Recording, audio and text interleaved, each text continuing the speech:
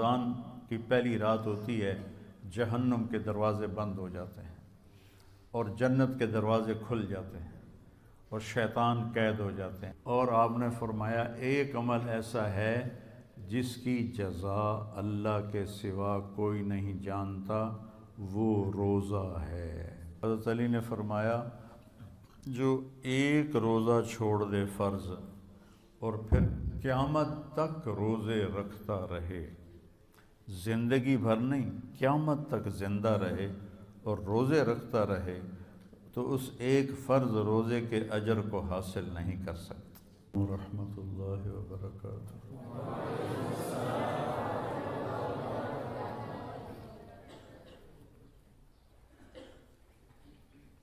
کیا حال ہے؟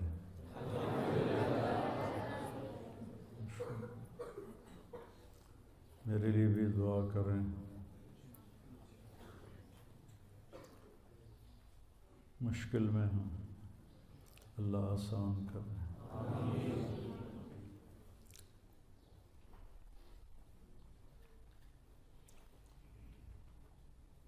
بسم اللہ الرحمن الرحیم، والصلاة والسلام علی رسولہ الکریم وعلی آلہ واصحابہ اجمعین، اما بعد۔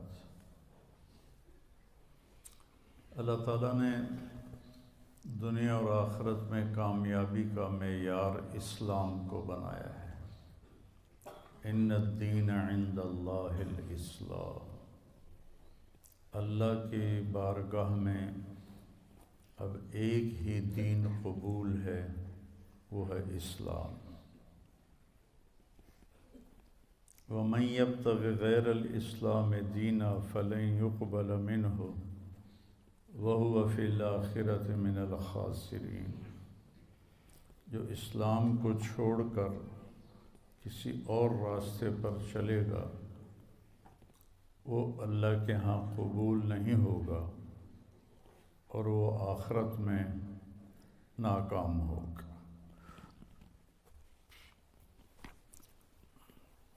اسلام کو دو حدیثوں میں بیان کرتا ہوں۔ بنی الاسلام علی خمس، اللہ کے نبی کا فرمان ہے اسلام کی بنیاد 5 چیزیں ہیں۔ تو آپ کو پتہ ہے کہ عمارت جو بنائی جاتی ہے تو بنیادوں سے شروع کی جاتی ہے،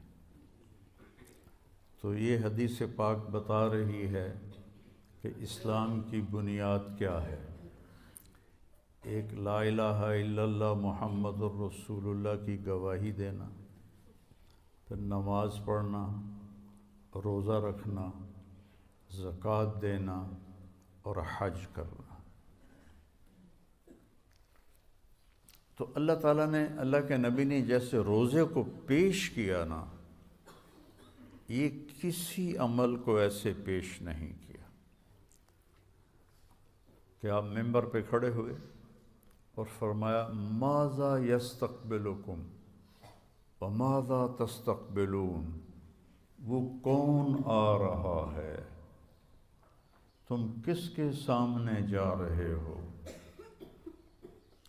تو سارے ایک دم گھبرا گئے، چونکہ آپ نے بڑے پرجوش انداز میں فرمایا۔ پھر فرمایا ماذا یستقبلکم وماذا تستقبلون، وہ کون آ رہا ہے، تم کس کے سامنے جا رہے ہو؟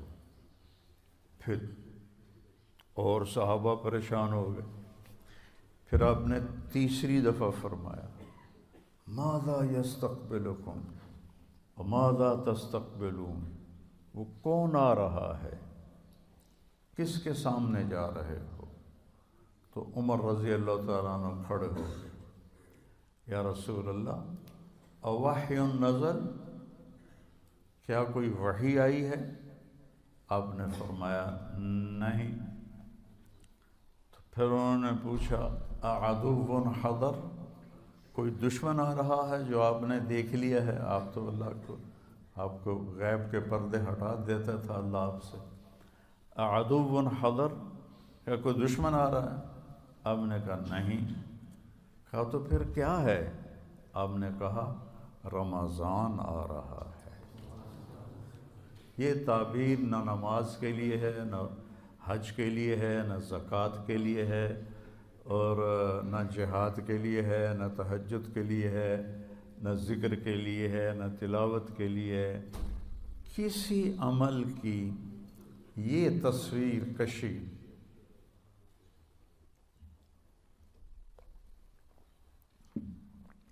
میرے نبی نے نہیں فرمائی جیسی کہ روزے کی فرمائی، رمضان آ رہا ہے۔ اور دوسری حدیث میں فرمایا اگر میری امت کو پتہ چل جائے، لو یعلم امتی ما رمضان لتمنت ان تکون السنۃ کلھا رمضان، اگر میری امت کو پتہ چل جائے کہ رمضان کی کیا قیمت اور کیا فضیلت ہے، تو سارے تمنا کریں کہ کاش سارا سال ہی روزے ہوتے، سارا سال ہی رمضان ہوتا۔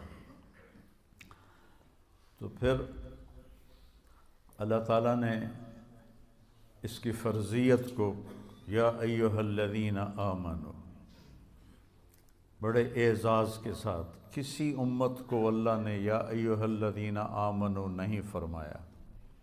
اس سے پہلے جو مسلمان امتیں گزری ان کی کتابوں میں یا ایھا الذین آمنوا کا لفظ کوئی نہیں ہے۔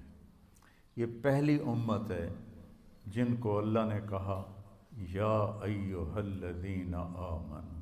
دیکھو اللہ ہمارے ایمان کی گواہی دے رہا ہے، سبحان اللہ۔ اب ہمارے ایمان تو ٹکے ٹکے کے ہیں، تو پہلے تھے بڑے ایمان والے۔ کسی نے حضرت عبداللہ بن عمر سے پوچھا اکان الصحابۃ یضحکون، کیا صحابہ ہنستے تھے؟ کیا کیوں نہیں ہنستے تھے، انسان تھے۔ ولیکن الایمان فی قلوبہم اعظم من الجبال، ہنستے تھے لیکن ان کے دلوں میں ایمان پہاڑوں سے بھی زیادہ اونچا تھا۔ تو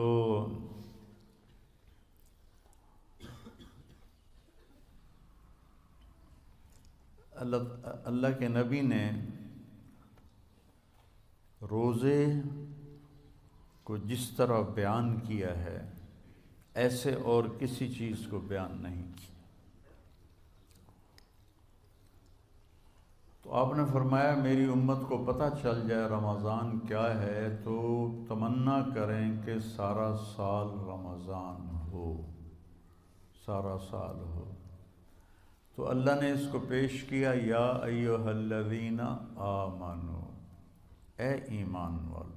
قرآن میں 190 دفعہ آیا ہے یا ایھا الذین آمنوا، 99 دفعہ، 89 89 یا ایھا الذین آمنوا۔ یہ عزت صرف اس امت کو ملی ہے اور کسی امت کو یہ اعزاز نہیں ملا۔ کتب علیکم الصیام، تم پہ روزے ہم نے فرض کیے ہیں، کما کتب علی الذین من قبلکم، جیسے تم سے پہلے لوگوں پر ہم نے روزہ فرض کیا تھا تم پر بھی فرض کیا ہے۔ کیا ملے گا؟ لعلکم تتقون، تمہیں تقوی ملے گا۔ تقوی کی مثال کیا ہے؟ آپ کے پاس پیسے ہوں اللہ کے فضل سے تو آپ ہر چیز خرید سکتے ہیں، گھر خرید سکتے ہیں، گاڑی خرید سکتے ہیں، جائیداد بنا سکتے ہیں، سیر و تفریح کر سکتے ہیں۔ تو تقوی ایک ایسا سرمایہ ہے جس سے آپ دین کے ہر عمل پہ چل سکتے ہیں۔ تقوی ایک ایسا سرمایہ ہے جس پر آپ دین کے ہر عمل کو اپنا سکتے ہیں اور اس پہ چل سکتے ہیں۔ حضرت عمر نے کعب احبار سے پوچھا تقوی کیا ہے؟ چونکہ قرآن میں مختلف تعبیرات ہیں تقوی کی۔ تو حضرت عمر نے پوچھا، کعب احبار یہودی عالم تھے، ایمان لائے تھے، تابعی ہیں، متقوا۔ فرمانے لگے کبھی کانٹوں بھرے راستے پہ چلے ہو؟ سبحان اللہ۔ کہنے لگے ہاں، اور اب میں تو کانٹے ہی کانٹے تھے، کوئی سبزہ تو تھا ہی نہیں۔ تو کہنے لگے پھر کیا کرتے ہو؟ کہا میں اپنا کرتا سمیٹ لیتا ہوں، دامن سمیٹ لیتا ہوں، اور کانٹوں سے بچا کے میں آگے نکل جاتا ہوں۔ کہ بس یہ تقویٰ ہے کہ چاروں طرف گناہوں کے خاردار کانٹے ہیں، اس سے اپنے دامن کو بچا کر پار نکل جاؤ۔